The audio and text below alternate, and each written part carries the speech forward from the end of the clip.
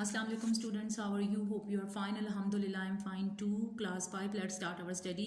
We will start third term English. Chapter number 7, Passing Lahmut, a living voice in ice.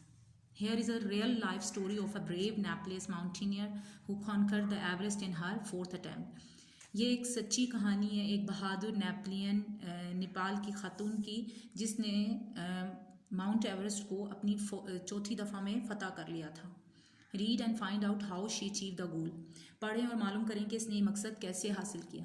This is for the women of Nepal. Pasang Lhamu would keep telling her self each time she saw snow storm and deep valley of snow before her on the way to the top of the world.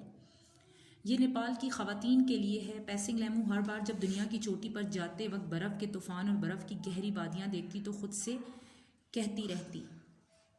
A mother of 3 Passing Lehmu Sherpas was trying to conquer Mount Everest on her 4th attempt.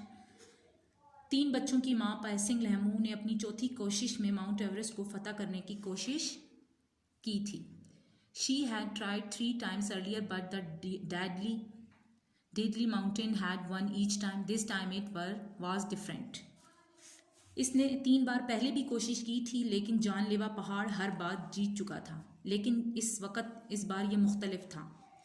Passing was born into a mountaineering family and had involve herself in climbing since she was in her teens. Pasang एक कोह पिमा बनाने वाले घराने में पैदा हुई थी और वो 9 उम्री ही में ही इस वक्त खुद को चढ़ने में शामिल कर चुकी थी.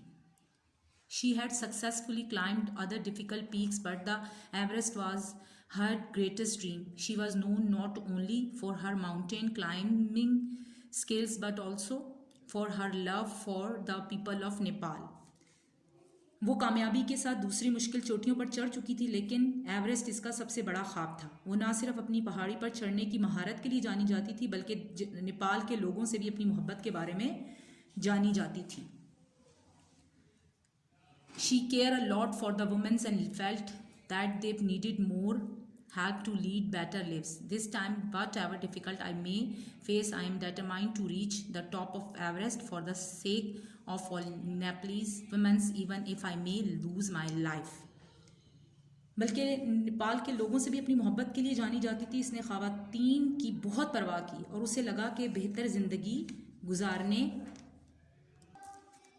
गुजारने के लिए इन्हें मज़ीद मदद की ज़रूरत है. इस बार मुझे जो भी मुश्किलात का सामना करना पड़ता है मैं नेपाल ख़वातीन की खातिर एवरेस्ट की चोटी पर पहुंचने का अज़्म कर रही हूँ, चाहे इसके लिए मैं अपनी जान से भी हाथ धो बैठूँ. You have to study till today. You should also enter the date at the end of this page. Read this paragraph 3 times and write the spelling of difficult words. This is your homework. Write it on your copy and now underline the difficult words.